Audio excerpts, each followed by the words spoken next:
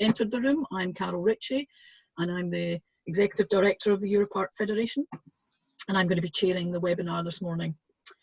So just a couple of technicals just before we get started. I will ask you all to mute your mics when you're not speaking. There will be an opportunity for some questions at the end, at which point you can then obviously open your microphones. You feel free to keep your videos on if you wish, if your bandwidth allows it. It's nice to see the faces of the people in the room.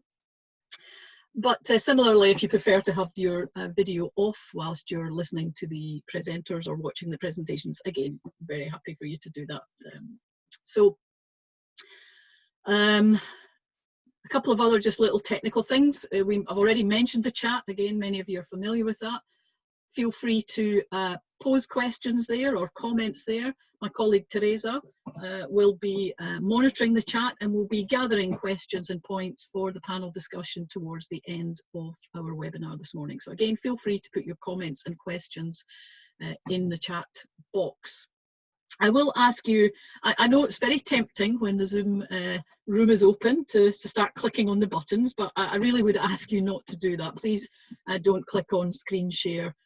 It will interrupt the presentations that we have following. So again, if you can just stick to using the chat, we would be very grateful for that. Okay. One or two others still joining, almost 140 people in our webinar this morning, and a few may still join us as we begin. So I'm going to share my screen first just to do some introductions. So formally welcome everyone to our webinar this morning, Healthy Parks, Healthy People Europe launch. This is an exciting day for us in the EUROPARC Federation, and you're going to be hearing a lot more about the background to that and about what we're hoping to do with this programme in the future. But just a few words about the EUROPARC Federation first. Some of you may not be familiar with who we are. So the EUROPARC Federation is the networking body and representative body of parks and protected areas in Europe. We have over 400 members, which in and itself is thousands of protected areas and parks across Europe, across 38 countries. So you know, we do cover all parts of Europe, and we're delighted to have members amongst us in the webinar this morning, but we're even more delighted to have many who are not associated with EUROPARC joining us, and we're glad to have your company this morning. As I said, we are the networking body for parks and protected areas in Europe, and you see there the four main pillars of our work. We're here to support the work of parks, so to enable those who work in parks and protected areas to help support their work so that they can do their work better. We also promote sustainability. It's a very important pillar of our work, because in Europe, most of our parks and protected areas are places where people live and work. They're living, working landscapes. So the sustainability of that resource, as well as you know, sustainability in general, is something that our parks protected areas are really at the forefront of, particularly in rural areas.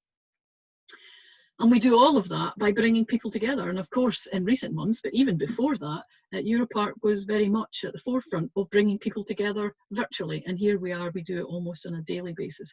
But of course, face-to-face meetings and bringing people together to share their experience, to develop and innovate for better practice for the policy and practice of managing our nature is in our DNA. That's what we do, because we do all of this fundamentally to protect our nature. That is the basis upon which we work. So just a very brief look at what we do. Well, many people are familiar with the EUROPARC Federation, certainly in Europe, through our programmes. And one of our most famous, I guess, or one of the programmes that people most know us for, is our Sustainable Tourism Programme. Our Charter for Sustainable Tourism in Protected Areas now has the biggest network of sustainable tourism destinations in the world. And that's a programme that's been developed by members for members, and that's how we work. We bring together, as I say, working together, bringing people together to benefit the whole of the network. by sharing best practice and by innovating the way forward. And we certainly did that when we were looking at issues about visitors and sustainable tourism over 20 years ago, and we're still doing that today.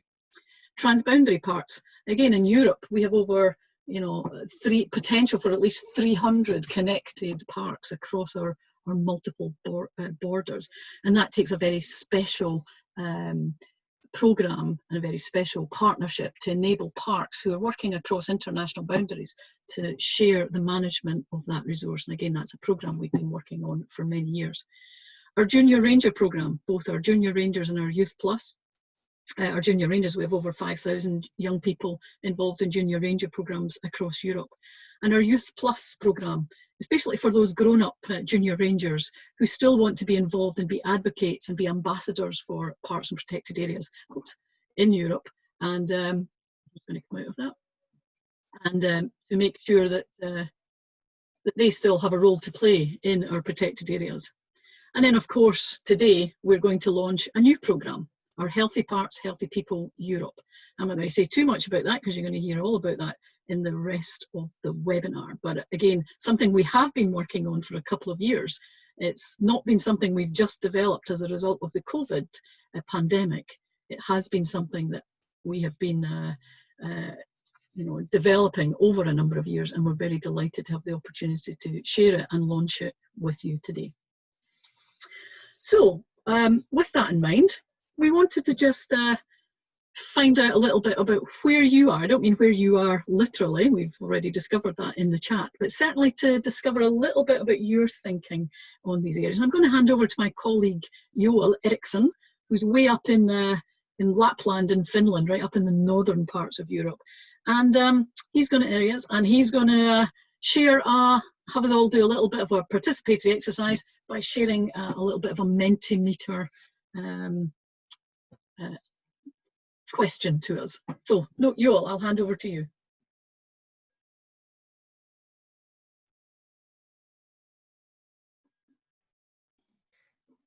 Joel, I can't hear you.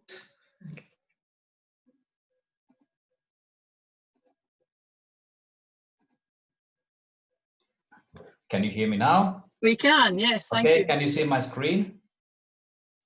Can everyone see the screen? Just give us a thumbs up or... I hope so. Yep, people are seeing it, yep. Okay, so we're using Mentimeter, and before we can use it, please take your mobile phones or laptops or go to web page menti.com and then enter the code 657939 and submit. And then you have a set of questions, and we are using the same code all the time during this webinar, so please don't leave the Mentimeter. Okay, and there you can find questions, and now you can start answering them.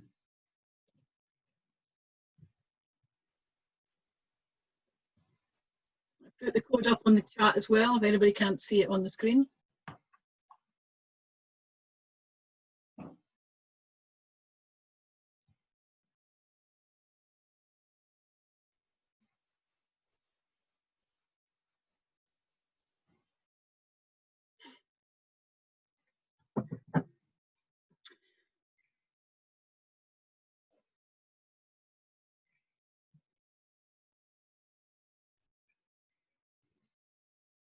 I'm going to give that another minute for people to enter your words.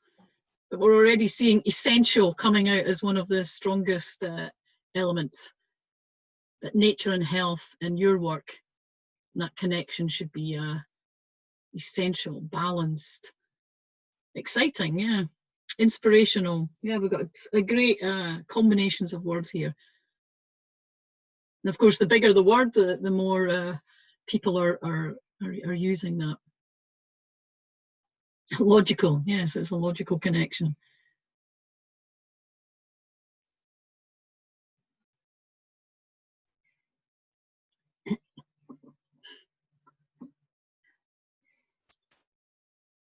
Okay, one more minute.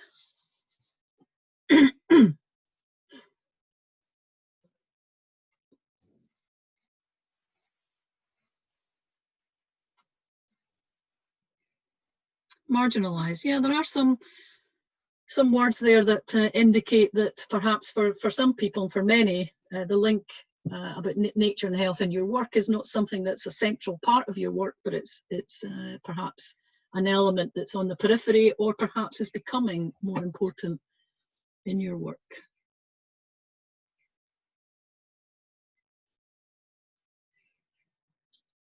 Undervalued, yeah, perhaps. Perhaps COVID situation has certainly thrown a spotlight onto this area of work for sure. Okay, I'm going to leave it there. 84 people have entered the Menti. We will be going back to that throughout the webinar. So as Yuval says, please keep your phones or the web page or however you've entered the Menti, please keep that open, because you're going to use it again in other parts of this webinar.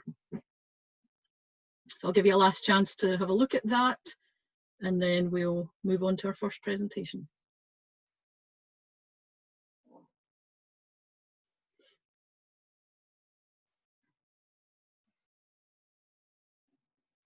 Well, essential is certainly coming out, important and vital are certainly coming out as the most powerful words in our word cloud there.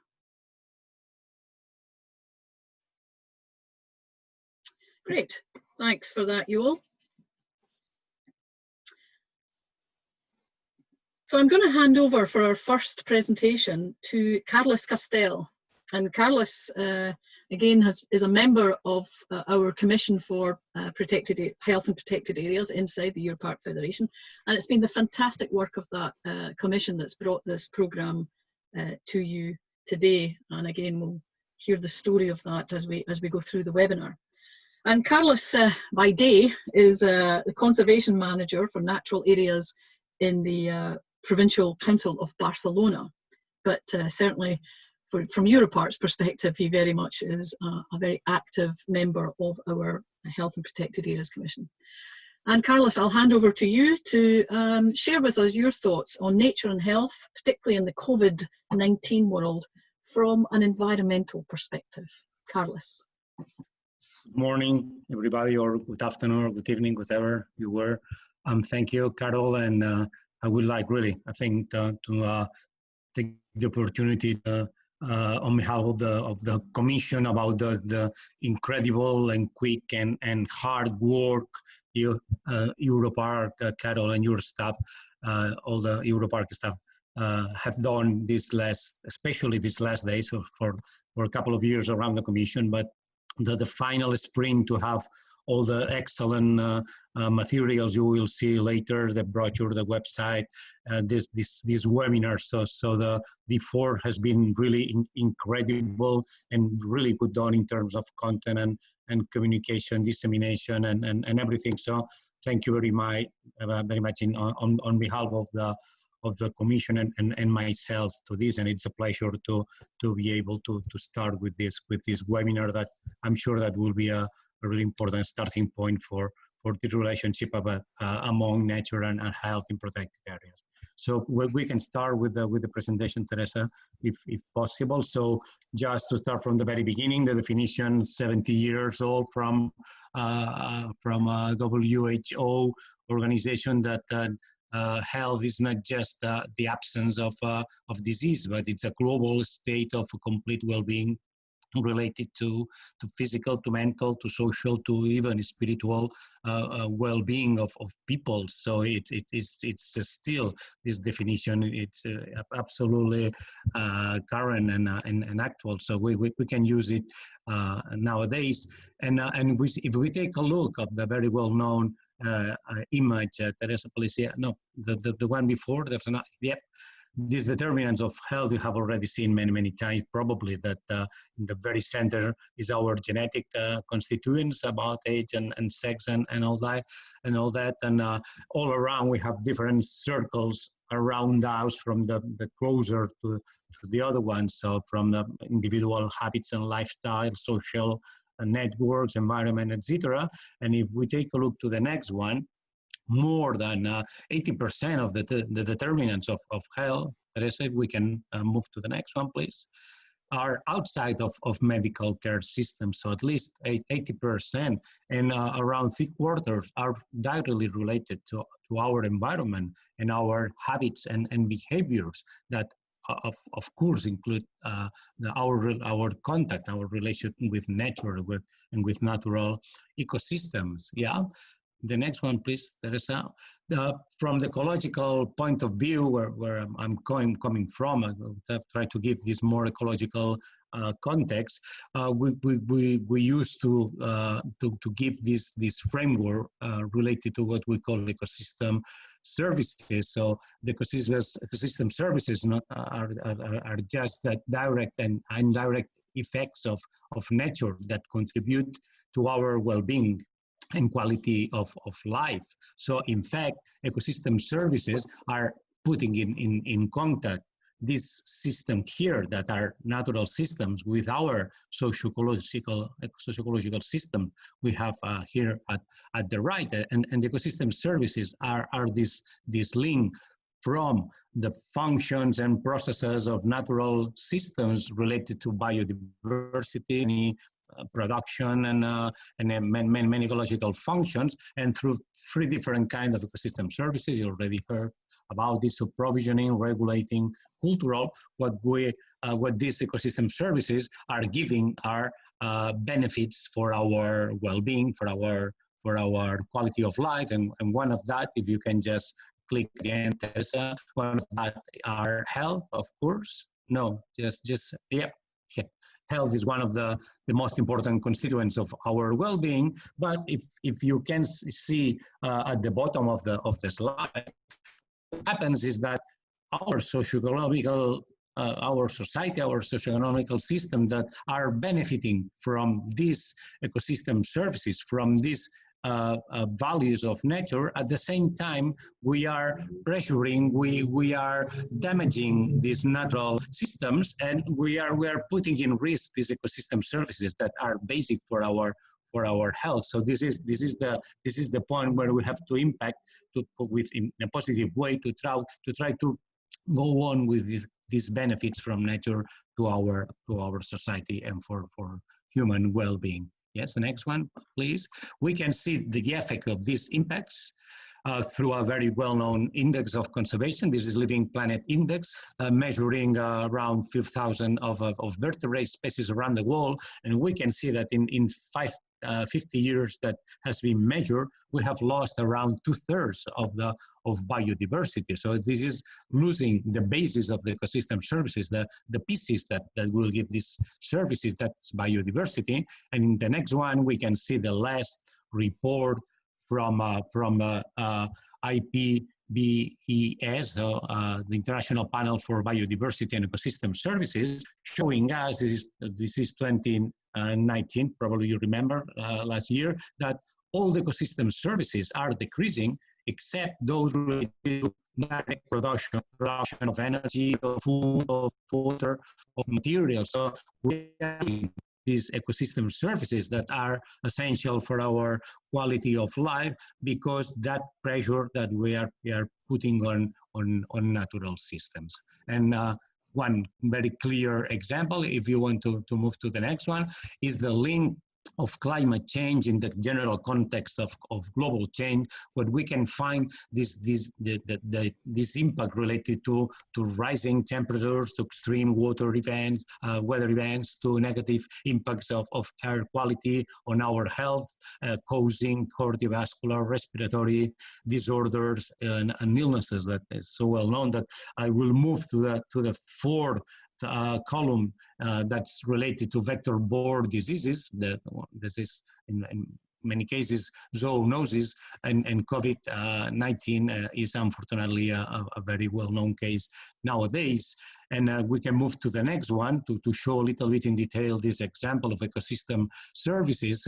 There are more than 1 million viruses in mammal and birds in nature. So the risk of moving and passing to human populations are really very, very, very high.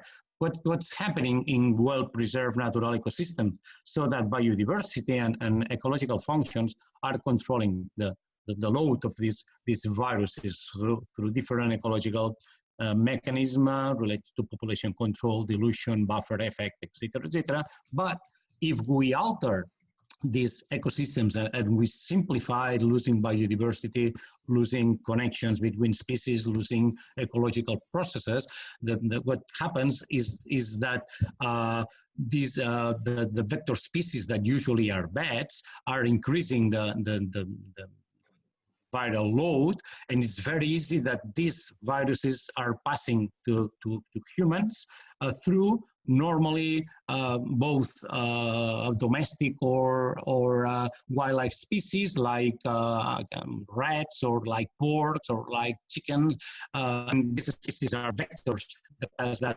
viruses, that zoonosis to humans. And our model of life in the planet due to globalization, so the increase and the dissemination is exponential, as we have seen less more.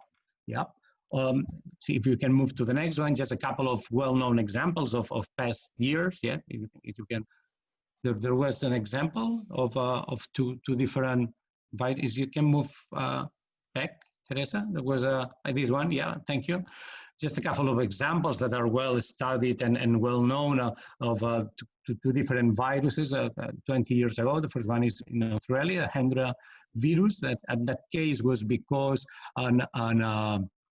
a process of urbanization in rainforests in Australia, and in that case, the species that act as vector were horses, were living in that area as domestic species. And another case is in Malaysia. And that in that case, the alteration of the rainforest, of the tropical forest, was because of establishing pork farms at that time, and the porks were the species acting as vectors from bats to humans. So are really well known in viruses, but we could say the same for bacteria. For instance, Lyme disease in the United States, or even protozoa in case of malaria. So there is a relationship between rainforest destruction and increasing of cases of malaria in many areas of the world. And on the contrary, what we have is this nature, if it's well preserved, has a lot of benefits for us, for context. So and there are many scientific evidences. I will not give you a list related to physical, mental health, to protection against illnesses and diseases, restoration after some therapeutic problems, etc., etc. And just to finish and to try to put in context of current situation of COVID-19, if you can pass to the last one, please, raise up. So the current situation, if you want just to click again for the text to appear, please, Teresa. We have on the one side that during these months of lockdown, there has been a growing social interest in nature. So many people that maybe never had gone to nature for a walk this month after the lockdown and progressive aperture of these areas, we can find many people walking around there. But at the same time, the confinement has emphasized some processes we already knew to exist, that for instance is inequalities in access to nature, and this means inequalities in access to the benefits, and there are collectives that would benefit very much of this contact with nature, that they can't go there and have that benefits. And we think that we are sure that parks and protected areas are strategic places to deliver these health benefits because of our experience, because our resources to do it. And but we have to deal this next month. If you can pass all the text, Teresa, please write down, with some challenges. So we have to host many visitors. We have seen an increase of visitors that we have manage to avoid risk and damage to natural systems. And on the other side, we should take the demand of the specific activities for different collectives, for different groups, and for different goals related to health and well-being. So for that, we need resources, we need alliances, we need strategies for planning, developing, and communicating this kind of program and projects. And we really hope that Healthy Park, Healthy People Europe can contribute to develop these strategic alliances, to find new resources, more resources, to disseminate our knowledge, to work with other sectors through exchanges, through training. That's the way EUROPARC Federation works usually. And this program wants definitely to encourage PARC to join this proposal for the benefit of the whole society. So many thanks for your attention, and I'll be happy to answer if there's any question, or maybe later during the debate. Thank you very much. Great, thank you very much, Carlos, for setting the scenes for us. And again, a reminder there by Carlos and from myself, if you have any questions, feel free to put them in the chat, but there will be an opportunity also in the panel discussion at the end also to raise any points or any questions there.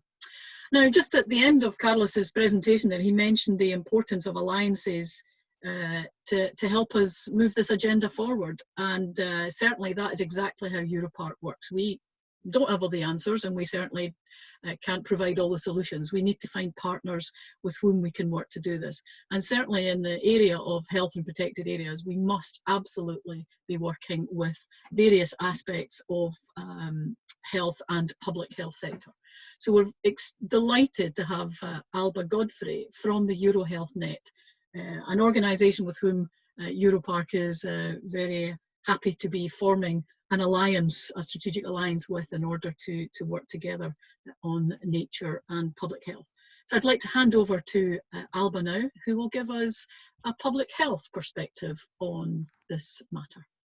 Oh, thanks, Carol. And thank you to EUROPARC really for inviting EuroHealthNet to speak at this webinar. I'm really delighted to be with you here today, albeit virtually. So my name is Alba Godfrey. I'm a project officer at EuroHealthNet. And today's meeting focuses on the interaction between nature and health. And we've just heard about why this is important from an environmental perspective. And Carlos actually mentioned many elements that I'm going to pick up in my presentation. And I think this is quite a good thing, because it shows really that the two elements are very interlinked. So we mutually reinforce each other's messages. I'm here more particularly to share with you this morning the benefits of green space from the perspective of where I stand working in health and health inequalities. And I'm going to explain how these three elements, nature, health, and also health inequalities, are really strongly interlinked. I'm also going to invite you to consider a future perspective and to look ahead at the short and long-term challenges and also the opportunities, and to consider how we can reach joint solutions in a world which has really been shaken to the core by the coronavirus pandemic. So I only have 10 minutes. This is quite an ambitious objective. But in any case, as Carol was saying, I hope that this is the beginning of a conversation, and I look forward to continuing it with you in the months and years ahead. So to quickly introduce you first to EuroHealthNet, we are a not-for-profit partnership of organizations, agencies working on public health, disease prevention, health promotion, and reducing inequalities. Our members include many national public health bodies from across Europe. And as part of our work, between 2016 and 2019, we coordinated the Horizon 2020 research project Inherit, which brought together 18 partners from across Europe. You can see their tiny logos on the screen here. And in Inherit, we looked at initiatives and policies that simultaneously improve health, the environment, and health equity, which is what we called a triple win. And we explored what can be done to multiply and scale triple wins. And much of what I will be discussing today draws on the results of the Inherit project. So we can start right now, actually, by doing the triple win test on parks. So parks have many positive environmental impacts. This is the first win, and I will let others speak about this, and Carlos has already done some of this. But parks and green spaces, and I should state here that in Inherit, we looked principally at urban green spaces, also have potential for positive impacts on physical and mental health and well-being if they are accessible, well-designed, and well-maintained. And keep a hold of that thought because I'll be coming back to it later. So this is a second win. It's a win for health.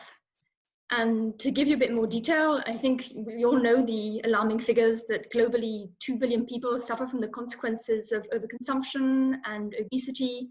So diseases such as diabetes, heart diseases, cancer, respiratory diseases due, for example, to air pollution.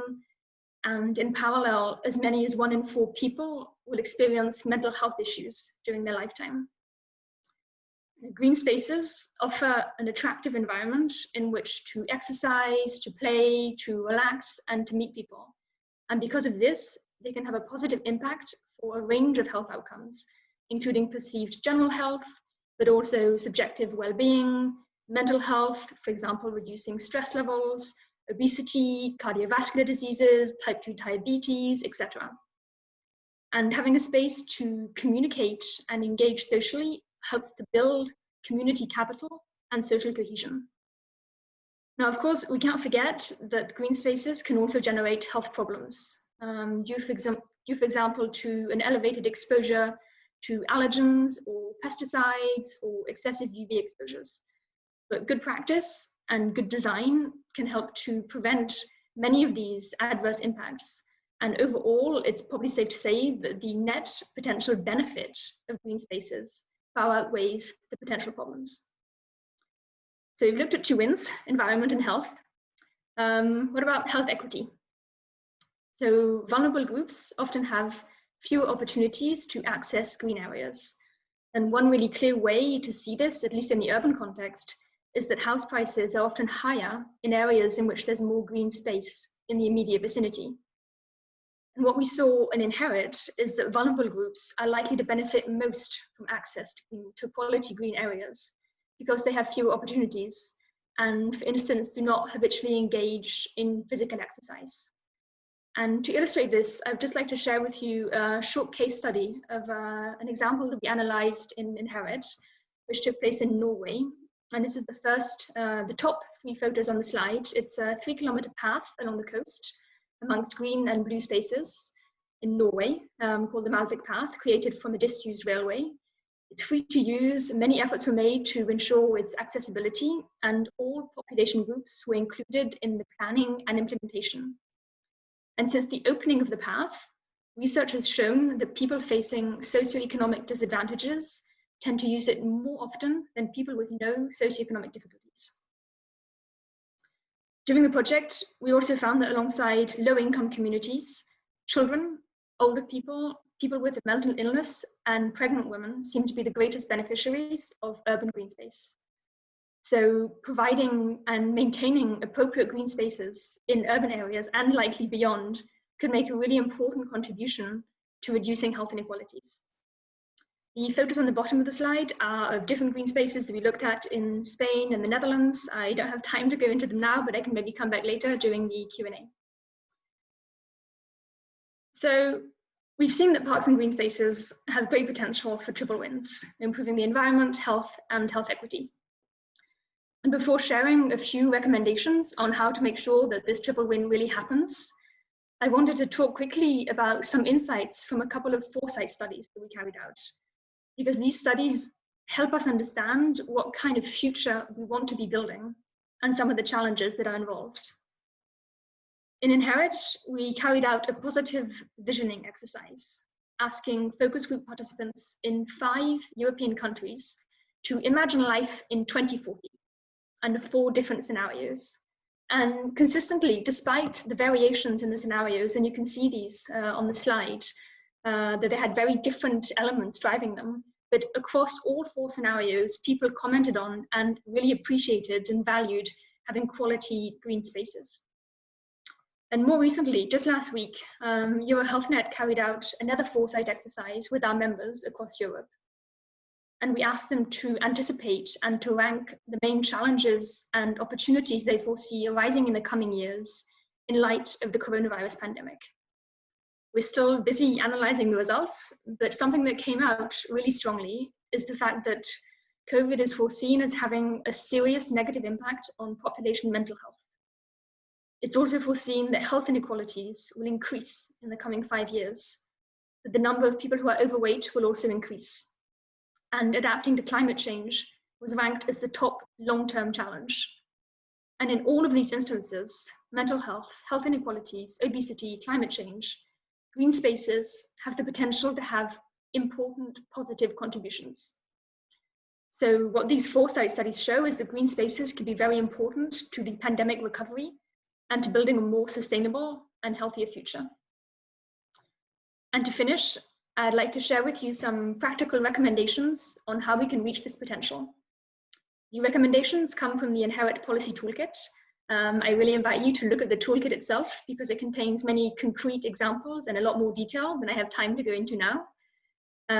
But for a few top-line recommendations now, first, ensure quality, inclusive, accessible design of green spaces. And I'm sure this is something which you are all very aware of, that green spaces should be attractive, well-maintained, with room for socialization, where people feel safe, and well-connected via public transport, easily accessible by foot or bike from targeted areas, and in particular from areas with little green space. To ensure that green space is accessible and that it's used, it's really crucial to involve community members in its design and maintenance, because this makes it more likely for the space to meet the needs of a wide variety of groups and for it to be really valued and actively used. Another factor which is really important to ensure people use green space is the need to foster people and children's connection with the natural environment and to ensure that they have early and stimulating experiences. And this is particularly relevant for vulnerable populations as they tend to be the most disconnected. Health professionals can also play a role in promoting the use of green space. They could be encouraged to prescribe it as a way to improve health and well-being. Fifth, and this is a really important one, we need to work across themes and across sectors. For instance, show that investing in green spaces is a way to use what are going to be increasingly stretched resources to bring multiple benefits to society and spend funds effectively. And finally, Future Horizon Europe and other relevant EU programs should support research and innovation initiatives to gather, share, and develop the evidence and learnings on the environmental, health, and social benefits of investing in green space. So to quickly wrap it up, when developed properly, green spaces deliver clear triple wins, improving health, environment, and reducing health inequalities. And we right now have an enormous opportunity to invest in green spaces as a way to tackle the key challenges that we're facing. And Healthy Parks, Healthy People is a really timely initiative that I'm looking forward to hearing more about.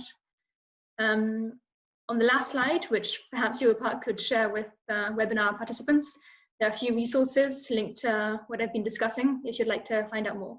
So thank you for having listened, and I look forward to the discussion.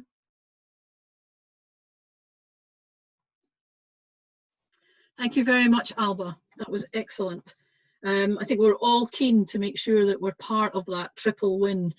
And yes, we will be sharing presentations and information that's in the chat after the webinar. We'll make that available to all participants. So I would also encourage you, and we will make also available the links to EuroHealthNet's Interpret project toolkit. I think there's a lot of fantastic material in there that would be very helpful to your thinking and to your practice. Because now we're moving on to the practice. As I said earlier, EUROPARC Federation has been working on this theme for some years, in fact. And before we have created the Healthy Parks, Healthy People Europe programme, we of course needed to develop and generate a body of experience and gather those case studies from across Europe. And very quickly in the next section of the webinar, we're going to bring you just some very short examples of the kind of work that's happening in nature and health practice across our parks and protected areas in Europe. So we're going to pop very quickly first up to northern Finland, where Joel is going to join us again. And he's going to tell us about one or perhaps even several of the projects that they're doing up in Finland with regards to nature and health. So Joel, I'll hand over to you.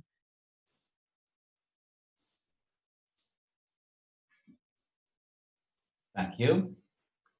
I hope you can see my screen again. Yes. Okay, so hello and online greetings from the Arctic Circle, Finnish Lapland. I work for Metsähallitus, Parks and Wildlife Finland as a development manager. Parks and Wildlife Finland manages Finland's most pristine nature and cultural heritage. We manage all state-owned areas reserved for nature conservation and hiking throughout the country. At Parks and Wildlife Finland, we have our own Healthy Parks, Healthy People Finland health promotion program, which gives us an excellent framework to keep nature and health topic on the agenda all the time. We have carried out several health and nature-related projects over the last 8 years. And next, I'm going to give you a short overview about Trail to Nature project. Finland is a country with 5.5 million inhabitants. About 1 million Finns need adapted physical activity daily or at some point in their lives. A disability or an illness may seriously impact people's mobility, and it may also mean that they are not able to take part in leisure activities together with their family and members of their community. Trail to Nature is an accessibility project which was implemented by Metsähallitus, Parks and Wildlife Finland in 2017 to 2019 with the Finnish Federation of Adapted Physical Activity as the main partner. And the budget was about 150,000 euros, and it was funded by the Ministry of Education and Culture. The main target group of Trail to Nature project were people relying on mobility aids and people whose disability or illness is not visible. In addition, health promotion professionals and experts, as well as entrepreneurs, public sector actors, organizations providing outdoor recreation services were also a key target group. The first objective of the project was to examine opportunities for outdoor recreation from the perspective of adapted physical activity and modeling a method for service design. The aim was also to identify the factors that increase or decrease accessibility to go out and enjoy the nature. The second objective was to create a long-term basis for encouraging individuals and communities to engage in outdoor recreation activities and for promoting outdoor rehabilitation. And the third objective was to create more permanent local and nationwide communications and cooperation models supporting outdoor recreation. The main actions were the organized service design events at national parks and nature sites across Finland with different priorities and themes. In service design process, it is essential to involve those people and groups who need better accessibility to nature in the design process. National and local cross-sectoral cooperation of networks were gathered and participated in the promotion of adapted nature activities. Modeling and creating new types of adapted nature activities were generated, and the best ideas were also tested in the practice with partners. As a key outcome, networks and cross-sectoral cooperation structures to promote adapted outdoor recreation were established in the project. Also, two practical planning tools we prepared. Service Trail to Nature, which is a planning tool for designing nature activities, and Moving Nature, which is a planning tool for encouraging and motivating people who need adapted physical activity to enjoy the nature. And finally, I would like to thank you for your attention and encourage you to join the Healthy Parks, Healthy People Europe initiative for happier and healthier Europe. Thank you. Thank you very much, Joel. So from the very far north of Finland, and that's just one of the projects I know that Metsähallitus Parks and Wildlife Finland are engaged in. So again, do check them out if you want to find out more about what they're doing. We're going to move down to the further south in Europe and to the west into Belgium, where I'm going to invite Katrina Kilpe, I hope I've pronounced your name correctly, Katrina, to present to us from her organisation Nature Minded, which is a collaboration of organisations who are seeking to raise the awareness of nature and health work in nature, and on a very exciting project there, the 30-30 campaign, 30 minutes a day for 30 days. Katrina, perhaps you can tell us a little bit more about what that's all about. Sure, I'm trying to get my slides running. Let's see. Have you shared screen? I think I have. Well, not yet. It's not on the screen yet. Allow, yes. I'm allowing Zoom. Yeah, sorry, it's because I couldn't sign up on time, so Zoom, there we go.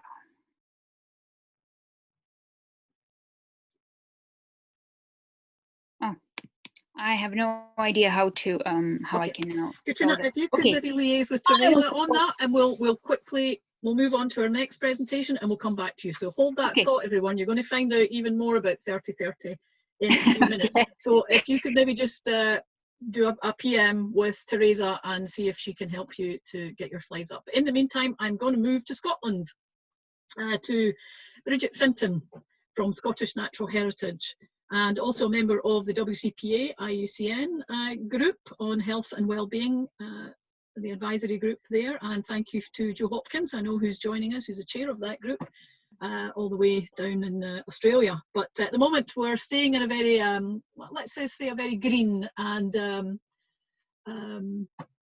liquid Scotland today. And we're going to move over to Bridget, who will tell us more about green health partnerships in Scotland. Okay, thank you very much, Carol. Can you hear me okay? Yep. Perfect. Okay, hi everybody. I work for Scottish Natural Heritage, Scotland's public sector and nature agency. Very briefly, our remit is nature conservation, landscape and public amenity. And we own and manage some of Scotland's national nature reserves. And this morning I want to tell you about a major piece of work that I'm involved in, helping to develop large-scale green health partnerships to connect people and nature. This work is part of a broader initiative. Next slide, please, Teresa. Have you got my slides up? So, sorry. Sorry, I should have checked that you were on my PowerPoint. Oops. Okay, is it good? Is it good now? Yeah, if you can go to whole screen. Yeah. Yeah, perfect. Thank you. Oh, you're juggling two presenters. Okay. Now, sorry, it's okay. Okay, so next slide. Thank you very much. Yes, so as I was saying, green health partnerships are part of a broader initiative developed in partnership with Scottish Government and key environment and health sector organisations to make more use of Scotland's outdoors as our natural health service. SNH is working with public and voluntary sector partners across key policy themes, building on the evidence base and the policy framework linking natural environment and human health to help deliver public health priorities in Scotland around place, mental health, physical activity, and health inequalities. This initiative contains a range of activity with a specific focus on improved collaboration between the environment and health sectors to maximise the contribution to the natural environment, including parks and protected areas, to physical, mental, and social health and well-being. Next slide, please, Teresa. Thanks. A key part of this activity is the establishment of green health partnerships, which are a high-level strategic intervention that's influencing and delivering lots of activity at local level. So I'm just able to provide an outline here. These partnerships cover large geographic areas, are led by area health boards and local authorities, involve stakeholders from a range of sectors, policy themes, and communities, and have the main aims of expanding nature-based or green health opportunities, as we're calling them in Scotland, and mainstreaming this approach into local health policy and practice. They are multi-sector collaborations that have responded to local health and social care policies, plans and priorities, have identified mutual strategic objectives, and are working together to deliver agreed action plans. Each of the 4 locations which are listed here have funded project officers, and that's been absolutely crucial in terms of what and how they deliver. And the locations range from Dundee, which is Scotland's 4th biggest city, to a large area of the Highlands of Scotland, including Inverness. Next slide, please. Thank you. So to give you a feel, in terms of the types of work that the Green Health Partnerships are doing, here are a few examples. So in terms of upskilling and building capacity amongst healthcare staff, so this includes all Green Health Partnership project officers attending a wide range of meetings and networks within the public and third sectors to provide information about the benefits of green health and also information about supportive projects that make use of parks and protected areas amongst other places and spaces. Creating green health directories, access to information about what's available is crucial. So that includes the integration of this data into health sector systems and processes. Green health referral systems, including referrals to projects that are based in parks and protected areas. For example, the Green Health Prescriptions scheme that is running in the Dundee Green Health Partnership area. Green Health Partnerships are also working to encourage new or expanded green health initiatives, including projects that engage people in activities in parks and protected areas. And an example of this is the establishment of green health development funds by both North Ayrshire and the Highland Green Health Partnerships, and these have helped local groups set up local projects, very much grassroots enabling. And finally on this list, the coordination of communications, including events held in parks and protected areas, either for the public or bringing together health sector and green health project staff and volunteers to raise awareness and encourage future participation in these kinds of projects on the ground. And an example of that is an event last May at a country park in Lanarkshire, attended by over 170 healthcare staff. Final slide, please.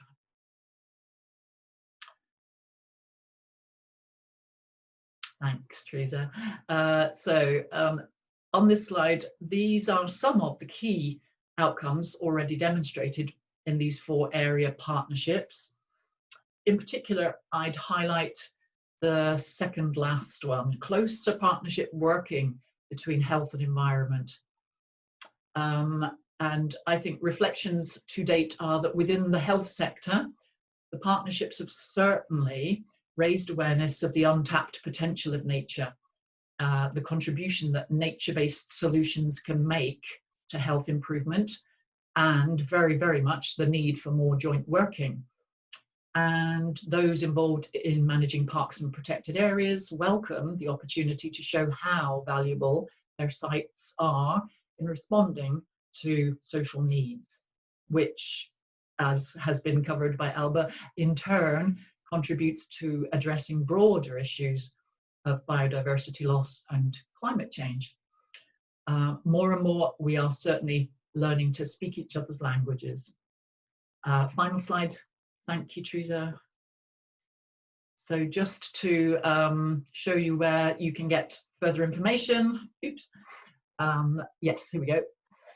Oh, sorry, that is the final slide. Right. So further information available at the bottom of this slide. The URL will connect you with to Scottish Natural Heritage's website, and lots of more information about our Natural Health Service and Green Health Partnerships are available there. Thank you very much. Thank you very much, Bridget. Again, just in case you missed that, we will put all the links and give you the information on the chat and after the webinar has finished. So again, some very interesting work going on in the Green Health Partnerships across Scotland. Again, can I remind you, if you have any questions, please put them in the chat, because we will gather up those questions for to put to the panel in the panel discussion just in a few moments. But hopefully now, yes, Katrina, we have your Great. presentation ready now. So I'm going to hand over to you. I think everyone's now been in suspense, waiting to find out what the 30/30 campaign is all about. So now you can tell us. Perfect. Well, thanks so much for inviting me to share this. I think it was one of the previous meetings where I got to briefly just introduce it, but now I have 5 more minutes to talk about it. So basically, 30/30 campaign here in Flanders, Belgium, is an approach to try to get people to move outside for 30 minutes a day for 30 days in green outdoor environment. And basically we try to keep away from using the word sport, because that's going to alienate some people, and also because any movement is good. We just need to get people out. And this is a collaboration with the biggest health insurance provider here in Belgium, the CM, and BosPlus, where I also work. That's what I wanted to say, is that BosPlus is a forest organization here in Flanders that tries to increase forest coverage in Flanders and also in the tropics. And Nature Minded is indeed the little company that did the measurements. So the idea here is that the participants have access to online diary, and they get to log in. Where did they go today, and where did they go? How long did they stay active? What did they do? And they can also give an estimation of how natural the environment was where they were. And they give this on a scale from 0 to 10, 0 being artificial and completely artificial, and the 10 being completely natural. And they also get to state their mood and so on. So this is just really like quick way to give this data. And then there's also another aspect of it. So we do a survey at the beginning of the campaign, and this way we use a validated scales, well-being measurement scales here. And then we do it 1 month after the campaign, so right at the end of the campaign, and 1 month after the campaign has ended, so that we see a little bit of an impact of how long the changes in behavior last. So okay, that's about it. So this is the slide now. Then now because this year the survey was launched, or this campaign was launched 1 week before we went to lockdown. So you can imagine that we had much less participants this year than before, and especially the survey gave us very few results. So therefore, I'm mostly talking about the diary results here. And but the idea there is that we found that the duration and frequency of those outings increased across the board. That was a positive trend. And what we also found was that people had to change their outdoor activities. So basically, any group activities went down, but then gardening, so a huge rise. It stagnated a little bit and actually dropped after, but it saw a really big increase, and then it still didn't drop all the way down. Biking saw a big increase, and walking as well, walking and biking being the most popular sports here in Flanders. there was a strong correlation between naturalness, energy levels, and mood for active participants. So those participants that participated at least 20 days in this 30-day campaign. And so basically, the more natural the person deemed the outdoor environment to be, the better their mood was, and the more energy they had to keep this, this positive cycle going. And then what we saw was that at the lockdown, as soon as the lockdown happened, so 1 week after the campaign basically had started, the time to travel to nearby nature dropped. Well, this is logical because you could not go anywhere. And that's indeed one of the questions that we asked. So what transportation do you have to use to get to your nature where you move, and how long does it take for you to get there? So we saw that there was a drop in the time used, and also we saw that those people who dropped out at the beginning of the campaign were the ones who depended on the car on the first week, and also those ones who do their activities in group, because this is something that you're used to. You're used to driving further on to, or from necessity, you have to drive further away to your green space. Then what we also saw was that people, the effect of the too little green space, which is tragically real here in Belgium, because we have fragmented green spaces and they're very, often far away from each other, is that people first go a lot and then everyone else catches on, and then we had to actually close some spaces here in Belgium because it just got too crowded, and then the risk of infection increased. But this is a story that we've heard all over the world, actually. Teresa, you can go to the next slide. So basically, what we also saw, and this was interesting, was the effect that the lockdown had on the perception of naturalness, because this increased. So people started, after the first week, they started paying attention. This is our interpretation. They started paying attention to their natural environment more. And they started maybe seeing like, there's actually all kinds of things here. And also what the effect was, because after everything stopped, there were no more cars on the street, there were not that many people around, no stripes on the sky from airplanes, then you could hear, smell, and just sense nature much better than before. So then we thought maybe this more relaxed time in nature gave them the opportunity to sort of notice it better. So, and then we got some qualitative information as well on what is it that, what does that mean to you, this, being able to get outside during the lockdown. And it's basically freedom was the main thing that came out. So people felt restricted on so many different regards, but at least we have that. But then there were also people who said, well, there's nothing better to do. I have to go and get my physical exercise done. But then for many, it was about this time to be on your own and a break from work because you're working inside, and to get the peace and quiet that you don't get inside with homeschooling and so on.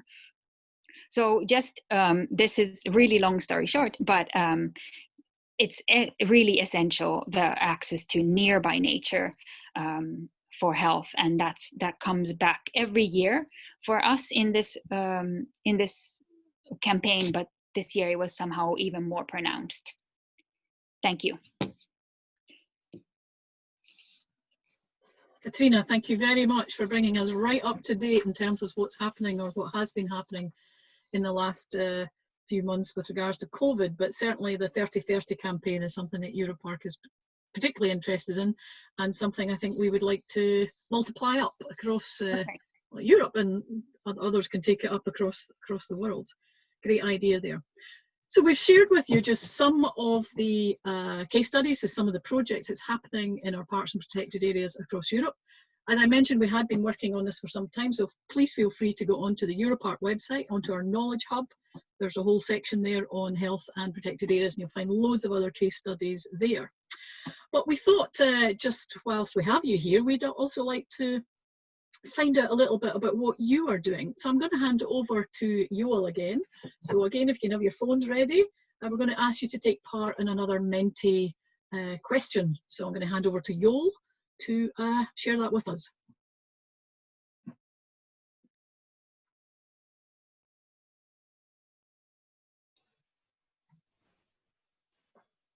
Okay, here's another Mentimeter question, so feel free to answer.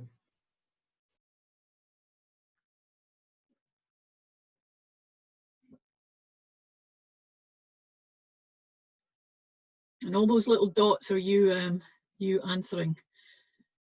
So we can see there's a collection certainly around strategic policy and communications. Partnerships with health sectors, that's very positive to see. For those of you who are answering other, please feel free to put what your other is in the chat box so we can learn something of that.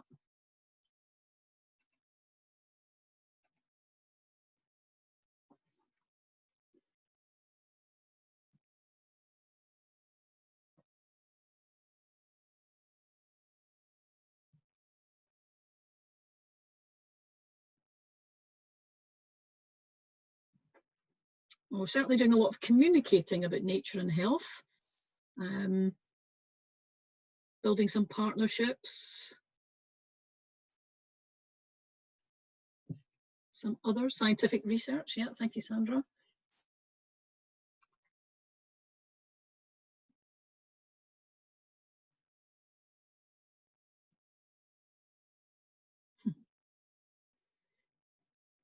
It's almost like in a face-to-face workshop where we've all clustered around points around the room. That's what it kind of feels like, so it's nice to see.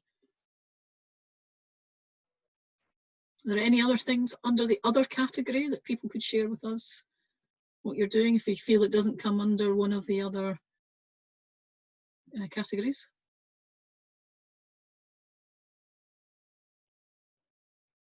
Okay, I'm just going to leave that for another few seconds for any last thoughts. But those who are bunched around the communications are all jostling for position there. Great, well, that's really good to see. I think a reasonable spread of activities across a range of areas, from strategic policy, outreach to new audiences, partnerships, monitoring, and of course communications. So that's great. We hope that we can hear from you and share some of your work and your case studies on our Knowledge Hub that can be made available to the wider world. So I'm going to move on now to the apex, perhaps, of our webinar this morning, because we've promised you that we're going to launch the Healthy Parks, Healthy People programme. So I'm now going to hand over to Pete Rawcliffe, who's the chair of our Health and Protected Areas Commission, to tell us a little bit more about what is the Healthy Parks, Healthy People programme for Europe. Pete, over to you. Thanks, Carol. I hope you can hear me. I can. Great. Okay, thanks, Carol. Hello, everyone. Yes, over the next 10 minutes, I have a pleasure in introducing the strategy and its main elements. So it's actually been really good just to see there, see all those balls assembled on the PowerPoint, looking at the activities and good practice that already exists. And the aim of the strategy is to build on this and to ensure it's embedded in policy and practice across Europe. As Carol says, I'm chair of the commission, so I have, at this point, I think, have to say thank you to the commissioners for helping us get to this point today, as well as the directorate staff. You can see them pictured here, enjoying the outdoors in Scotland. I mean, working hard in Scotland in their last visit here. And I guess I'd also like to say a thanks to the support we received from Healthy Parks, Healthy People programs and initiatives across the world as well. There's an important international context of the work we're doing in Europe. So we could move on to the next slide, please, Teresa. I think I've been giving talks to EUROPARC webinars, conferences, etc. for about 7 years, and I've used this slide unashamedly from day one, as it reminds us that the connection is a long-standing one. And this thinking was part of the important rationale for establishing national parks at the end of the 19th century. So the slide contains some of John Muir's words, a famous Scot who who went to America and was influential in the national parks, setting up of national parks there and elsewhere. His language here is very dated, of course, but the ideas it communicates are perhaps even more relevant today than they've ever been. Next slide, please, Teresa. Here's a more modern and hopefully more accessible update on this key message. Nature is good medicine. While we should be careful not to ever oversell the health benefits of nature compared to conventional medical treatments, we know that contact with nature is good medicine and can improve health outcomes for everyone. And at the same time, we know that some of the best health outcomes are those which involve activities which increase understanding and care for nature. The concept of 5 ways to well-being, being active, sharing, learning, connecting and caring for nature, should be central to all we do if we are to deliver better outcomes for people and nature. As we've heard from virtually all the speakers, the pandemic has naturally focused attention on communicable diseases, but we should remember that Europe also has another health crisis caused by incommunicable diseases linked to physical and mental health, the way we live our lives, and the modern nature of economy and society today in Europe. And we know that climate change will add further to the health burdens that we face unless we take the steps required to address it. And I think as Alba beautifully summarised, common to all these issues are growing health inequalities around physical and cultural barriers to local green space and parks and nature, and the opportunities to connect that they bring. This has been really evident in lockdown in Scotland, as I think we heard from Belgium. Many people with access to gardens, local green space and countryside have become more engaged in nature during this time. But those without, or those who have been self-isolating during this period of lockdown, much less so. And the result is widening health inequality and that mental health impact that Alba talked about too.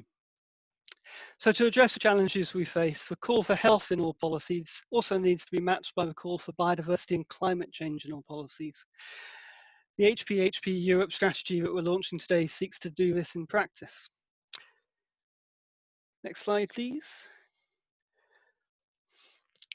So HPHP is not a new concept. It's been started in Australia, and I'm delighted Joe's joined us today for our event, and has been translated in different countries in the Americas, North Americas, Korea, and Finland, as you saw as well. So thinking about the strategy, we wondered what's a particular take that Europe's parks and protected areas have. Clearly, our parks and protected areas across Europe are incredibly diverse in function, in size and location, but many of them see the delivery of health objectives as a natural extension of their traditional role in providing for public education and understanding and the sustainable use and enjoyment of nature. So it's doing more of the things that we're very familiar with in parks and protected areas management. Unlike in other parts of the world, our parks and protected areas are lived landscapes. I think Carol said that at the start of the webinar. And they're very popular places to visit on a regular basis. We don't have a global view of this, but certainly from the 108 sustainable tourism charter parks that exist, there are more than 60 million people who live either within them or within 1 hour of them. And that's circa 10% of Europe's population of 508 million. And a further 74 million visit those 108 parks each year. So there's a tremendous nature resource there that's already being used and is highly accessible to people. Now clearly, peri-urban parks and urban parks and parks very close to large population centres across Europe face pressures, and we've seen some of that as we've emerged from lockdown in Scotland and I suspect elsewhere. There are clearly a unique set of management challenges. I think Carlos talked about these, which need to be addressed. But it also brings unique opportunities for these places to contribute to delivering more health outcomes and reducing health inequality. And as we've seen, there's a lot of good practice already happening in parks and protected areas that we can draw on. But there are also some challenges to overcome in terms of relevance. We've talked about that in terms of our own roles as organisations in relation to health, but also the view of the health world of what we do. There's obviously funding issues, and there's also the challenges around partnership working. Language has been mentioned quite a few times already today, and that's really important. But we've also got a significant opportunity here, which we're trying to realise through this strategy. If we make parks and protected areas more relevant in terms of health outcomes, that should bring, we hope, more pro-nature awareness and commitment to looking after nature, and maybe even making the case for investment too.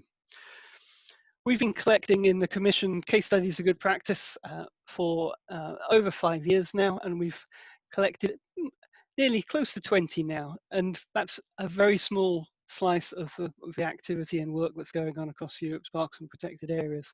But that was sufficient for us to sort of summarize what we know in the toolkit that we produced a couple of years ago now. And here's the key elements of good practice that this is summarizing. Again, it links quite a lot to Albi's presentation earlier about strategic planning and site management. Interesting to note that the communications bubble in the recent in the Mentimeter exercise was the biggest one, so it's good to see there. Staff training was probably the smallest one in that Mentimeter bubble, so it's quite an important part of outreach to new audiences and being a bit more familiar with some of the health language and methodologies that we will need to use in terms of dealing with health partnerships. Although not explicit, we've heard a lot today about green exercise programs. Bridget referred to them as green health programs in Scotland. We call them various things, but essentially they're about walking and taking part in activities in nature. And the final one, which I think is the big lesson for us in Scotland, was about monitoring and evaluation. Dare I say it, our sector, the environment sector, is probably not too good at monitoring and evaluation, but the health sector certainly is, and we need to get better at that. Next slide, please, Teresa. So this has been gaining momentum in the Federation's discussions in recent years, and it's also simply a product that more and more parks and protected areas are getting into this agenda. So last year, with our hosts in Latvia at Jumala at the annual EUROPARC conference, we issued a communique. The Federation issued a communique which committed ourselves to producing a strategy which we're launching today. You can read about the communique, but basically it was talking about the need to deliver better health outcomes for people and to make parks and protected areas more relevant to increasingly urbanized Europe, and to support the case for further investment and a strategic approach to parks, protected areas, and relevant green infrastructure. And that the communique was has been our sort of guiding light for the last 6 months in the Commission, and we've been working quite closely on what I'm now going to reveal, which is if we could do the next slide, Teresa, which is a new program which we're really delighted to launch today. I think we'll be sending you a link to this through the chat function very shortly. It's now available on our website. Thanks, Barbara. She's already done that. Next slide, Teresa. So what's in it? This is a sort of a highlight to be able to look at the program in a bit more detail. So it's a program developed by the Federation to support parks and protected areas at the national, regional and local level to deliver better outcomes for the health of people and nature. That's for what. We'll move on to the next slide, the why. We want to maximise the contribution of parks and protected areas to key policy priorities. Another version of the triple lock we heard about earlier, to improving public health and well-being and reducing health inequalities, to protecting, restoring and investing in biodiversity, and in responding to the climate change. And we think this is particularly relevant now as we see those three priorities as an essential part of the green recovery from COVID-19 that we all as nations need to take, but also Europe needs to take too. And then moving on to the how, we've talked about a lot of this already, which is excellent. Better provision of well-managed accessible facilities and activities to target groups in health promoting activities. We need stronger policy, practice and partnership working between public health and other sectors to improve public health and well-being and reducing health inequalities. And fundamentally, we want more people from all backgrounds in Europe to enjoy the health benefits of connecting with nature In this way, we will get the support for the case that we need for a better protection, restoration, and investment in Europe's parks and protected areas. Next slide, please, Teresa. So our vision: happier and healthier people, more connected to nature-rich parks and protected areas. And to do that, we've identified 4 pillars to deliver the vision, or to build the vision. We want to make the case to increase understanding and awareness of nature-based health interventions in parks and protected areas in policy and practice. We have the evidence base. We need to communicate that better. We need the messages to policymakers and politicians to help make that case at all levels. Secondly, we need to build partnerships. We're delighted that EuroHealthNet are joining us today, and we're hoping that's the start of a new partnership with them. These need to be broad-based partnerships. Bridget's talked about the links to transport and education as well, and local government, and these partnerships are vital if we are to discuss, develop and champion nature-based solutions to health in policy and practice. We need to develop capacity and practice within parks and protected areas and the health sector. One of the lessons we've really learned in Scotland is that we can't expect people to know what we do, and we don't know what health colleagues do. So there's a huge learning in terms of capacity, learning and capacity and good practice to develop. And we want to connect more people with nature. We want to improve well-being and grow stronger pro-nature attitudes and behaviours in more people through the use of parks and protected areas for improving health. Next slide, please. The programme includes a number of key outputs which are summarised here. We want to establish a European platform of health and protected area health experts to raise the profile of this work across Europe, to discuss and to develop it further. We want to refresh the toolkit that I've showed earlier and present more case studies for parks and protected area staff to use and be inspired. We want to develop capacity by running workshops like this, online seminars and study visits to build knowledge and capacity. We want to develop and promote key messages, both about the strategy, both about the connections between health and nature, but also about nature being relevant to all. The IECN's Nature for All approach is really important here in tackling health inequalities. And we have an aspiration to develop a Healthy Parks, Healthy Europe project, which will hopefully bring together and improve practice across several countries. And we want to develop this specifically in relation to the 5 ways of well-being that I've talked about earlier. Welcome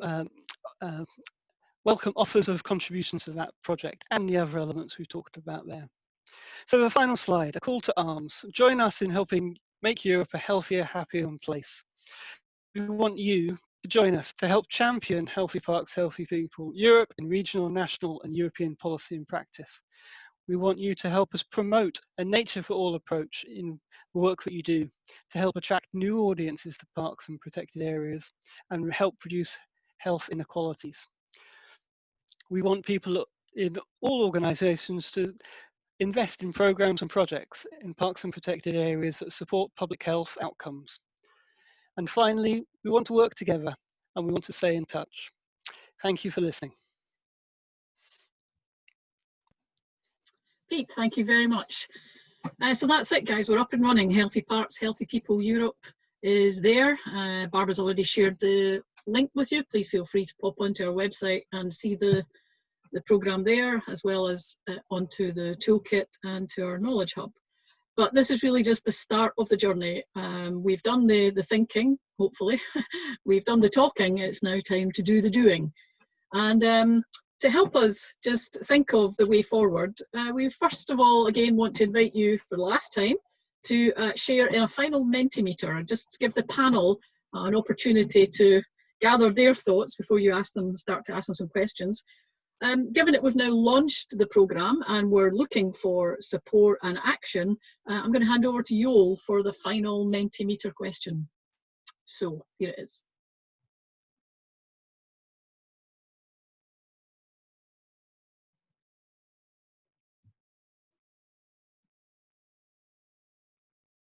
Again, you're using the same code as you did previously, and we're asking you from, hopefully some of the inspirational words that you've heard today, what new activity are you going to undertake to support the Healthy Parks, Healthy People Europe programme? And we've offered some possibilities there, but again, feel free to put something in the other category and then tell us all about it in the group chat. So you could be looking to attract new audiences to nature, develop new health programmes and projects. And again, there's plenty of ideas on how to do that in our toolkit on the website and in the Inherit toolkit too, from EuroHealthNet. Establish a new partnership linking health and nature. I think that's essential. Champion Healthy Park, Healthy People Europe in policy and practice. Staying in touch. Sorry, can't read that. Getting involved in network makings and sharing good practice. And yeah, we will be opening up a Healthy Parks, Healthy People Europe platform, which we hope will help us to be more engaged with each other, learn from each other. I should also say I had the great privilege of meeting the Commissioner for DG Environment, Commissioner Sinkevicius, last week, and he is very excited by this Healthy Parks, Healthy People programme, and you'll find on our website and on some of the social media that we're putting out this afternoon a quote from him and his thinking on this. So we've certainly made the higher echelons of European policy and political aspects very much aware of what we're doing here, so and we have their support. So great. A few last thoughts coming in there. Again, if anybody would like to share what the others were.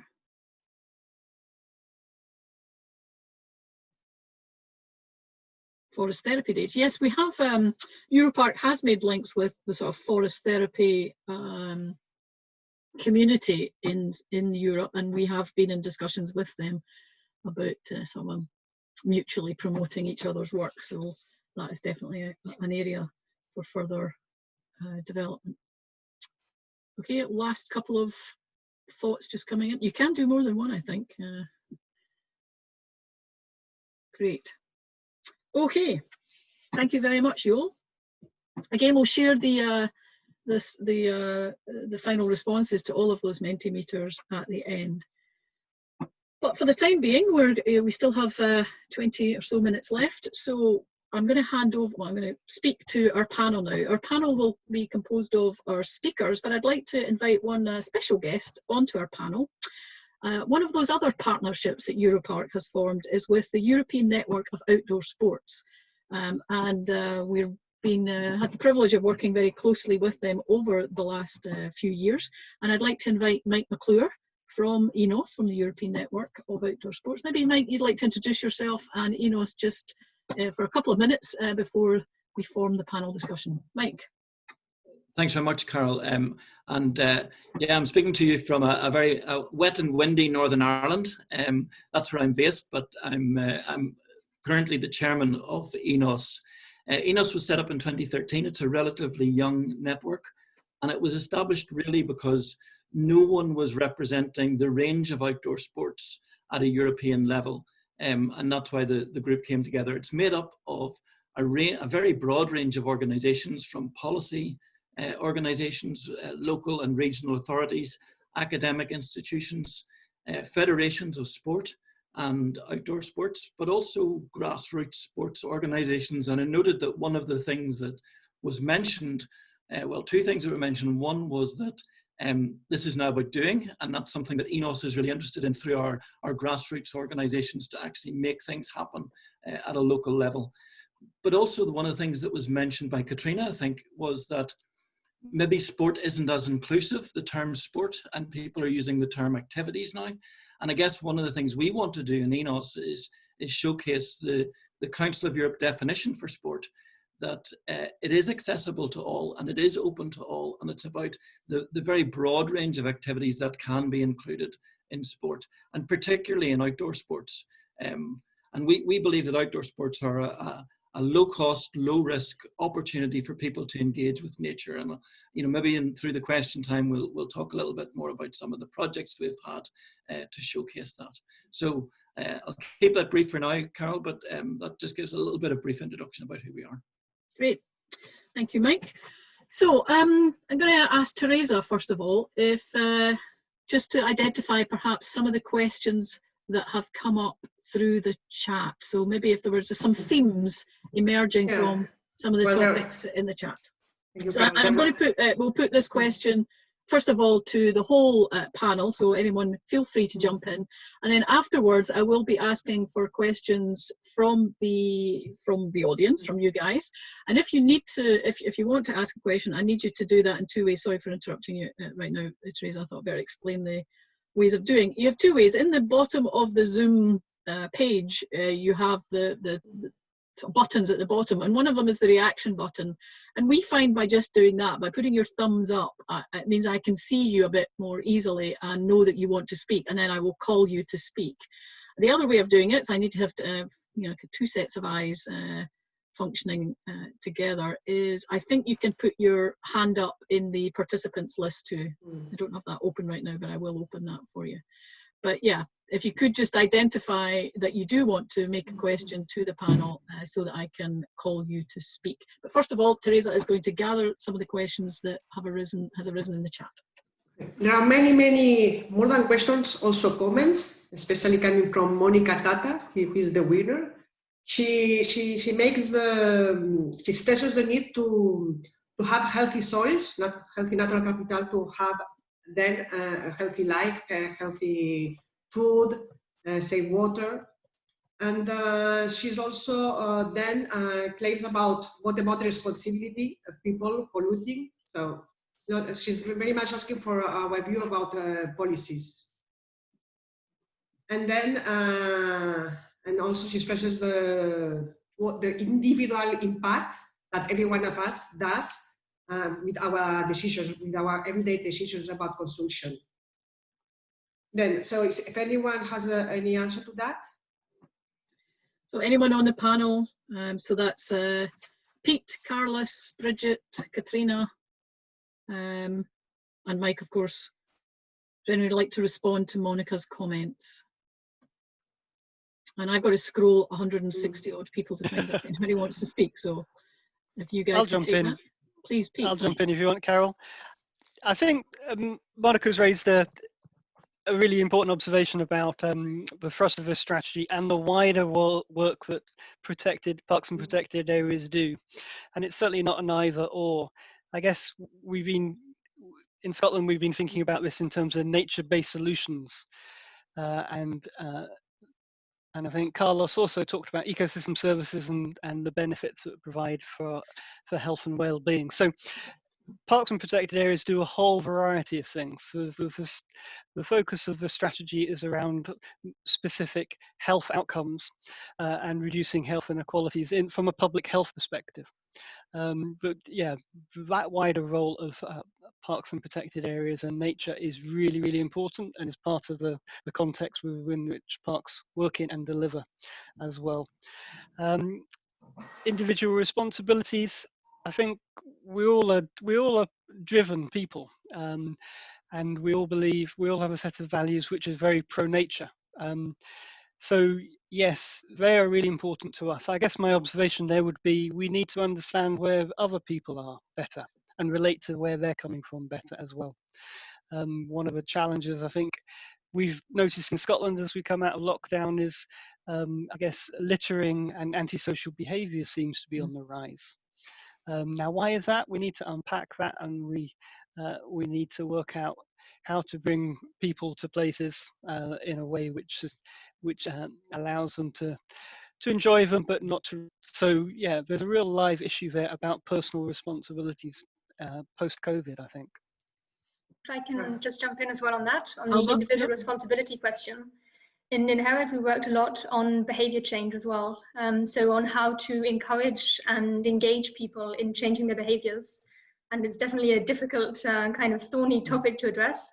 And particularly for vulnerable populations, it's really important to make these behavior changes easy and affordable and accessible. So to work on providing opportunity, motivation, and capability is what we found. So continuing about the inequality of access of vulnerable people, Shirley Gleason, she's asking if we in Europe, someone knows about any activity to favorize that children go to parks. Yeah, can I jump in on that as well? Thanks. We did actually look in Inherit at a couple of case studies, specifically targeting children and green areas. And we, the idea of mainstreaming these activities in education and school curricula, so that teachers and children have the time and the resources to engage in them. And a couple of case studies we looked at in particular were in the UK and in Germany. So essentially providing kids with the opportunity to go outside, to garden, to learn about how food is made, and to engage with green spaces. And the results of research on both of these activities were really quite positive. But the essence is to make them more mainstreamed in curricula. Yeah, makes sense. Yeah, Michael? Yeah, Mike, please. Mike, I'll come in on that as well. Yeah, Mike. If I could come in on that from 2 points. One is that we had a partner in Portugal, in Viana do Castelo, who have actually done exactly that. They've mainstreamed water sports and outdoor sports with the school curriculum, so that all the young people in that region get the opportunity to participate in a range of outdoor sports. And what they've seen as well is that the engagement with environmental issues has significantly increased because of that level of activity that the young people are getting right through their school career. And the other thing that I would note is we did some research as well through a project called the BOSS Project, Benefits of Outdoor Sports for Society. And for engaging particularly disaffected young people, outdoor sports and nature has a very powerful opportunity for young people who are at risk of offending or who are at risk in general, because the level of excitement and adrenaline that you get from doing challenging activities in the outdoors can be very engaging for people who maybe won't participate in other forms of societal benefits. So I think that there are great opportunities for the connection to the outdoor sports and to the natural parks and the natural areas as well. Okay. Any other, before I open the floor, anything else, Teresa, from the chat? There was a specific question. What aspects of green spaces would define its quality in your context? Aesthetic values, ecological values, the size? So how are we defining a quality green space? Green space. Okay, green spacers. I'll come in there, Carol, just to start us off. I guess that's almost a whole webinar in itself. Yeah. That question, and yeah, we need to think about the physical qualities of these places and the cultural qualities of these places in terms of their accessibility to people, as well as how much nature they contain. And I think I would emphasize one of the messages that's been writ large through this morning about co-management and co-planning of these places. That's the best way to ensure that the quality question isn't really a consideration at all. Because if people are involved in the creation and use of these spaces, then the accessibility and the quality questions disappear. So, yeah, lots of interesting stuff though in terms of the technicalities of that question. Albert, did you have something to add there on what you learned in the Inherit project? Yes. Maybe, yeah. Quite a lot to add, but I know that we're running out of time as well. So maybe I'll just give a really concrete example. We analysed 2 different case studies of redeveloping urban spaces, green urban spaces in low-income neighbourhoods in the Netherlands, one in Breda and one in Rotterdam. And the case study in Breda was really done together with the community and together with the municipality. They were engaged in creating right from the very start what they wanted the space to look like. And the space has been used and is still used by a wide variety of groups, a wide variety of different things that they do in the space. And in Rotterdam, it was really much more difficult to meaningfully engage participants. The communication was hard, people weren't sufficiently motivated to plan the space together with the municipality and the housing association. And because of this, the space has really not been used very much at all. And the redevelopment has been considered a failure, and in fact has been partly reverted back to what it used to be before. So that's a very clear example of one which really engaged people in designing it and one which didn't manage to do it so well, and the outcome which was very different. Thanks if for it's sharing, possible, Alba. just Yeah, to Carlos. add, yeah, not just the scientific evidence are not clear, because there have been many meta studies about the studies already done. It's difficult to establish real relationships among the richness of species, or the degree of or maturity or state of conservation and benefits for health and well-being. And I agree that probably it's more about the quality of the activities with the different groups. All the activities focus on the specific goals for every collective that we want to benefit.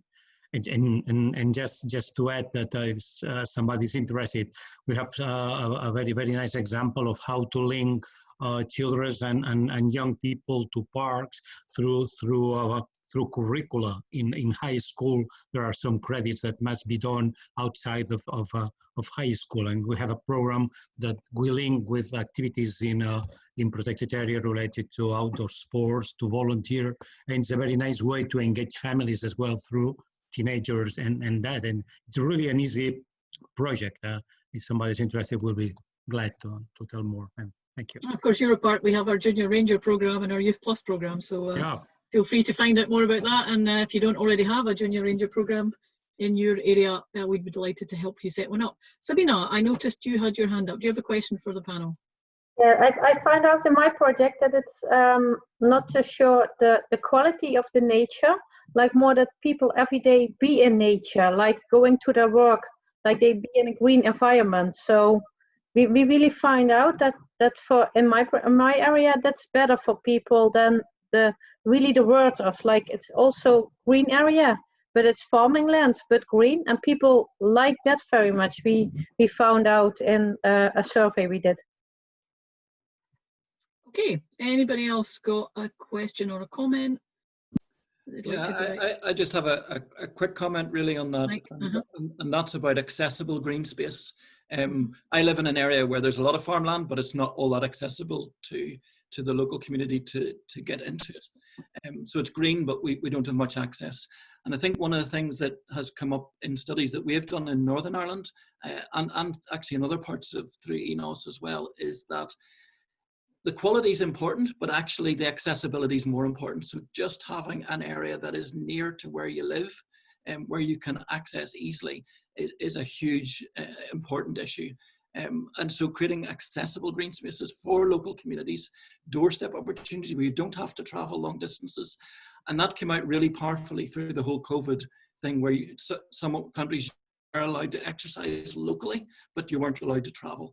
And I think that's something that we all ought to work on collectively, is increasing those accessibility opportunities. Carol, Monica Tata has raised her hand. I don't know if you see it. Sure, I didn't see it. Monica, No. would you like to input?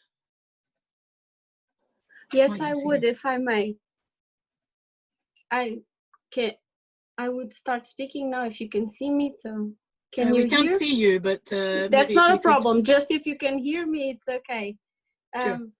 Just taking the question, the last comment of another participant was Elisa's. She was saying about the accessibility. And I would like to add to that we have been, for the last decades, taking nature out of the city space, out of the urban areas. And we definitely needed to bring it back in, because like Elisa, I also live in a city like Lisbon, and we have some green spaces, but they are fractal and distributed throughout the city. And when we are in confinement and in imposed quarantine, there was not, it was not able to move into those urban spaces or spend time there. And since I have 2 children with me, it was a very difficult difficulty to overcome this. So that is why I keep asking for a systemic transformation, because if we just do the details around the topic and don't address it in a systematic way, and it has, and now I understand after a few decades working that we have to come from the bottom up. It has to come from the bottom up, because our government and institutions aren't really providing the help we need. We are so dependent on organizations that individual agency is urgent. Thank you. Thank you, Monica. Would anybody like to reflect back on that? systemic change is what we're needing. I think we're all agreeing. But yeah, well, some comments that that have come along all the chats, the need for more partnership, for more cooperation across with the local communities, with cross sectors, with different countries, with projects. So, and of course, having the outdoor sports, someone is commenting if this would help evolving the industry to get funding to work more on that. yeah, I think I certainly said right at the beginning that, I mean, EUROPARC works on partnerships, and I mean, we are looking for a broad collaboration to move this programme, this Healthy Parks, Healthy People Europe forward. But I believe working at a range of levels, absolutely, our parks and our members and partners need to work at the grassroots level. I mean, people need to be excited about this and feel that they have the opportunity to be able to realise these health benefits that they can derive from nature. But of course, we need to be working at the policy and at the political level too. I think there is a bottom-up and a top-down approach that both needs to happen in order to influence the direction of change. And again, EUROPARC will be endeavouring to do that at both of these levels, but we need the partnerships like EuroHealthNet and others to work with us, or us to work with them. I think we have a shared agenda here.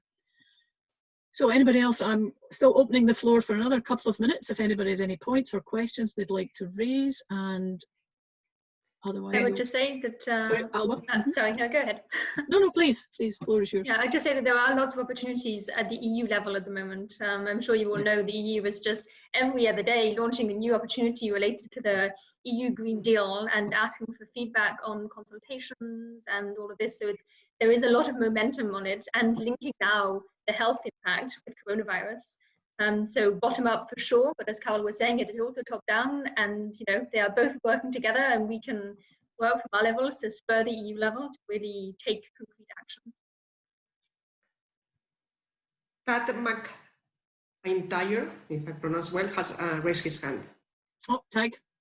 Yeah, how's it going? Look, well done, everybody. It's really inspiring to hear the collaborative network that you're, under your leadership, Carl, you've brought together here. The question is about influencing, top down, bottom up. So if we want to influence digital natives, I don't know what digital native is, by the way. It could be anybody, but it's certainly the younger cohort or Generation Z, as they're called. Should we target some campaigns around digital nature to ensure that, at least through the medium in which a lot of us have had to work recently of screens, that we're reaching out to them to remind them of some of their nature experiences they may have already had, and also to promote them going to both parks and the nature-based infrastructure in cities. Well, Tag, you couldn't have set me up for the end of the webinar any better than you already have, because we're going to show our video on Parks for Health right at the end. The last 3 minutes will be that. So that's one attempt to put something out on social media that's hopefully inspirational, that would enable not just the digital natives, but anyone to want to learn more and be attracted to access the nature, both local and far away. But yep, that's definitely, we need to be thinking. I think the 3030 campaign there's something in there using the app to give people a mechanism by which they can feel connected to nature in some way, as well as being connected to the actual physical nature itself. But yeah, I think one or two people have mentioned, we very much want to move into the doing stage now.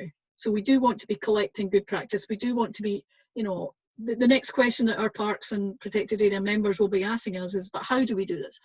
What do I need to do in order to create a Healthy Parks, Healthy People programme in my park? Or how do I work with, how do I even get in touch with our health sector in our areas? And that's the experience that we're trying to build and share So this might be the first of many webinars, because I think we need to move on to the actual practice now and share those ideas and give people inspiration on what to do and how to do it.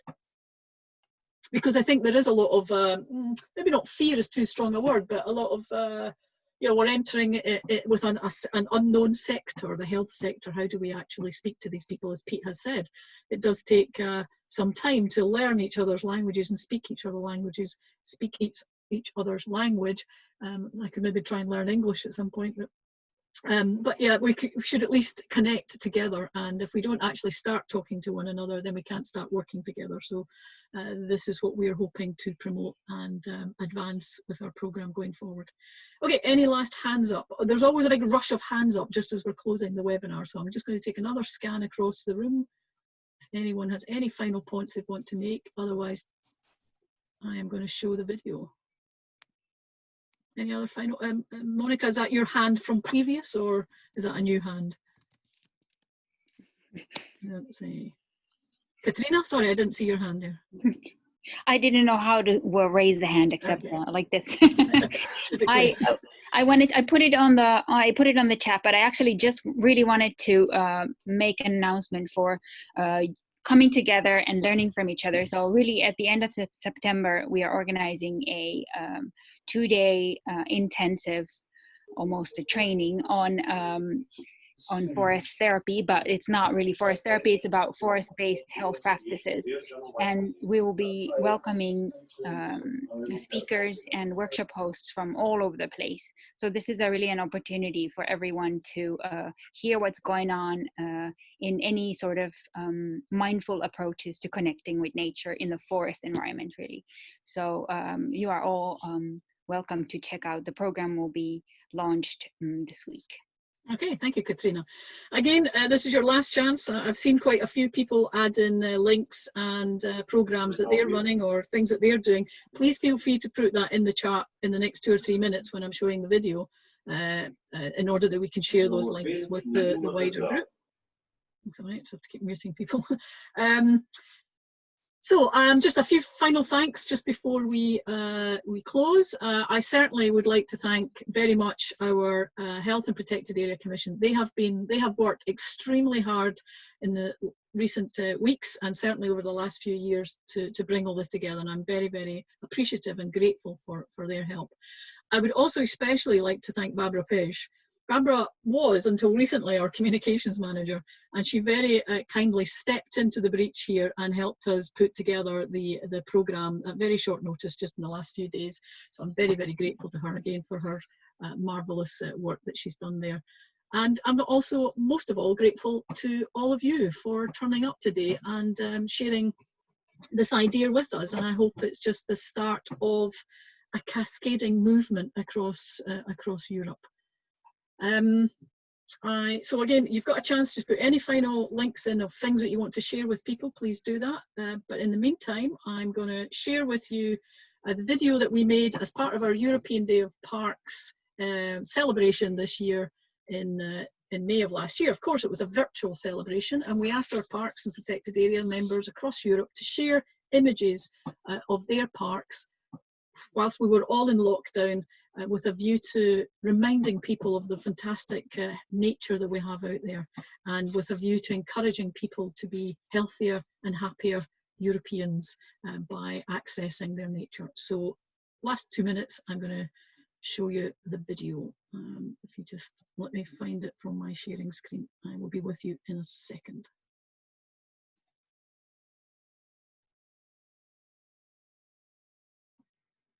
I have so many windows open, sorry.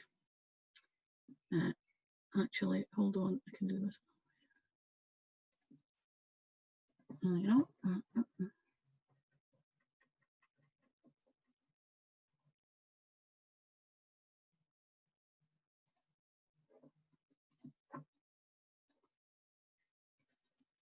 Okay, oops, sorry. I started it without you seeing it. Give me 1 second. Okay, share screen. It's the human connection, this one. Yes, absolutely. Let me just do this. Va bene.